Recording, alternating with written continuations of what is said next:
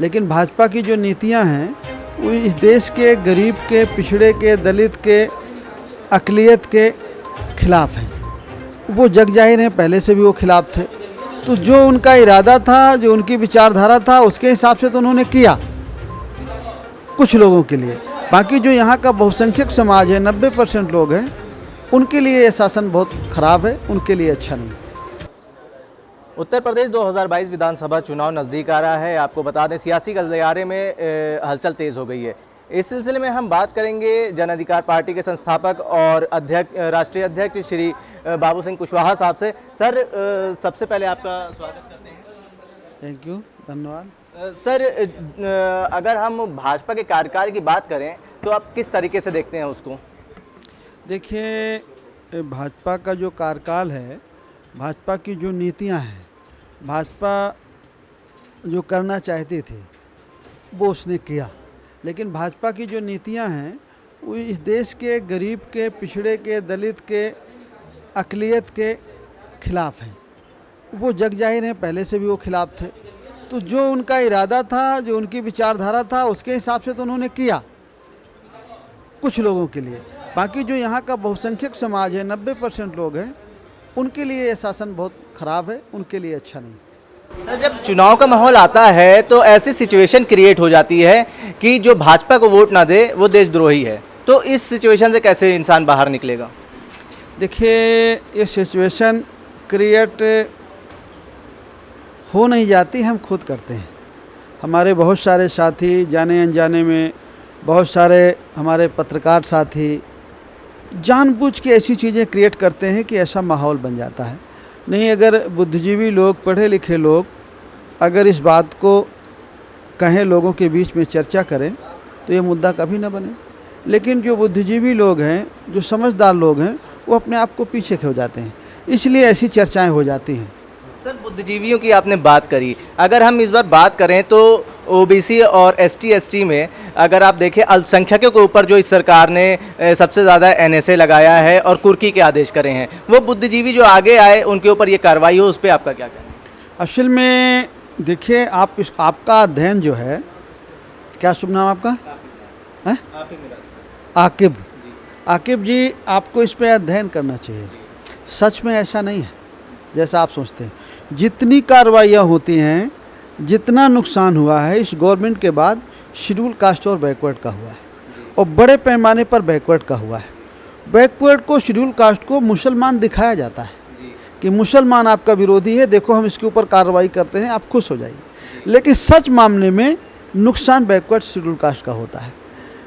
अभी नीट में रिजर्वेशन ख़त्म हो गया, वो तो बैकवर्ड का ख़त्म हो गया ना, उसमें मुसलमान का नुकसान नहीं हुआ। लेकिन फिर एक मुद्दा मुसलमान का आ जाएगा तो ये 27% का जो रिजर्वेशन ख़त्म हुआ, ये बैकवर्ड क्लास का आदमी भूल जाएगा और हिंदू मुसलमान पर वो चला जाएगा।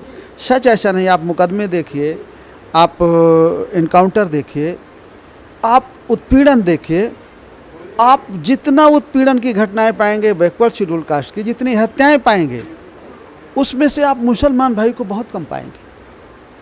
बैकवर्ड शेड्यूल कास्ट को वर्सेस मुसलमान को, उनको लड़ाई रहने की एक साजिश है, और उस साजिश में वो कामयाब हो जाते हैं। जब आप ये कहते हैं कि खाली मुसलमान पर, तो उनका वो मुद्दा ठीक हो जाता है। जब धारा 370 हटा, तो आप आके एक चीज़ ये सोचिए कि धारा 370 था तो उत्तर प्रदेश के, मध्य प्रदेश के, बाकी प्रदेश के मुसलमानों को क्या मिल रहा था?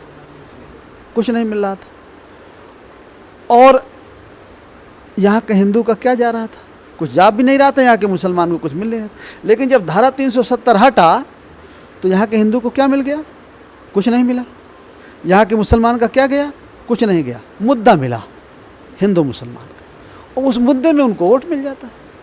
न यहाँ के मुसलमान को कुछ मिला, ना यहाँ के हिंदू का कुछ मिला, ना पहले कुछ गया हिंदू का, ना पहले मुसलमान को कुछ मिला, लेकिन एक मुद्दा मिला हिंदू। जब आप कहते हैं, एक मुसलमान कहता है कि हमारा धारा 370 हट गया, तो हिंदू को बड़ा खुश, नहीं यार तो अच्छा किया, तो मुद्दा हम देते हैं उसको। सीएए का प्रोटेस्ट हुआ, असली सीएए था नहीं। आप जब सीए जो वो ग्राउंड चुनते हैं, आप उसी में जाके लड़ने लगते हैं। सीएए तो एनपीआर के बाद और उसके बाद सिटीजनशिप का जो रजिस्ट्रेशन, उसके बाद फिर सीए आता है ना। तो हम जो पहले वो सर्वे करने को कहते हैं, फिर जो सिटीजनशिप का रजिस्टर बनाने को कहते हैं, वहाँ पर नहीं बोलते। जो लास्ट का मोमेंट है उस पर हिंदू मुसलमान आता है तो हम उस पर लड़ गए, यही वो चाहते थे। और अभी जनसंख्या नियंत्रण कानून बिल पास होना है, अभी ड्राफ्ट हो चुका है, उसके बारे में आपका क्या कहना है? देखिए, अब वो बनकर आ जाए, उसको देखते हैं जनसंख्या बिल क्या है। तो उस पर एक मजहब के लिए तो नहीं बना पाएंगे ना, बनाएंगे तो सब के लिए बनाएंगे। आप उसको अगर गंभीरता से अध्ययन करेंगे तो इस देश के शेड्यूल कास्ट के ओबीसी के भी बहुत बच्चे हैं, और शेड्यूल कास्ट के साथियों के आदिवासियों के बहुत बच्चे हैं। तो कहा जाता है मुसलमान और निशाना कहीं और होता है। अब अभी कानून बन के आए तो देखते हैं, फिर उस पर विस्तृत चर्चा करेंगे। सर, जब विधानसभा चुनाव आते हैं, जैसे पिछली बार भी था और इस बार 2022 में है, अभी देखिए धार्मिक भावनाओं से खेलने का काम शुरू हो जाता है। जैसे अभी बीएसपी 23 तारीख से अयोध्या में ब्राह्मण सभा का आयोजन कर रही है, तो इस पर आपका क्या कहना है? देखिए, अब उनका सामाजिक बैठक है, उस पर हम क्या कह सकते हैं। सामाजिक बैठक कोई भी समाज कर सकता है, लेकिन अगर कोई समाज सामाजिक बैठक करके किसी और समाज के खिलाफ बात करे या उसको गुलाम बनाने की बात करे, वो बात तो अच्छी नहीं है। लेकिन सामाजिक बैठकें हैं, अपना कर सकते हैं। क्या तैयारियां हैं सर 2022? हमारी तैयारी है, हम लोगों ने भागीदारी संकल्प मोर्चा बनाया है, जिसमें मेरी जन अधिकार पार्टी है, श्रीमती कृष्णा पटेल जी हैं, श्री बाबूराम पाल जी हैं, रामकरण कश्यप जी हैं, रामधनी विन जी हैं, अनिल चौहान जी हैं, प्रजापति जी हैं, सैनी साहब हैं, देवेंद्र लोधी जी हैं, और हमारे साथी हैं पूर्व मंत्री विधायक ओम प्रकाश राजभर जी।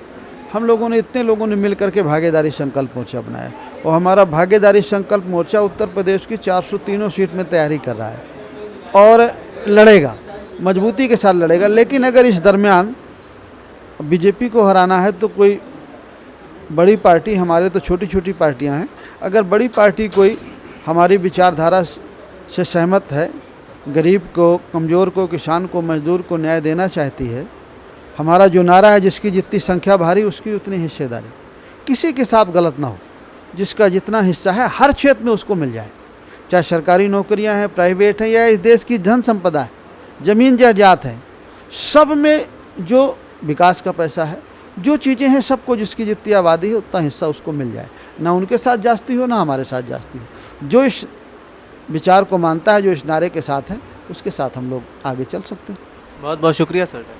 Thank you. ये हमारे साथ मौजूद थे जन अधिकार पार्टी के संस्थापक और राष्ट्रीय अध्यक्ष श्री बाबू सिंह कुशवाहा। मैं आकिब मिराज खान, जन संदेश टाइम्स, बनारस।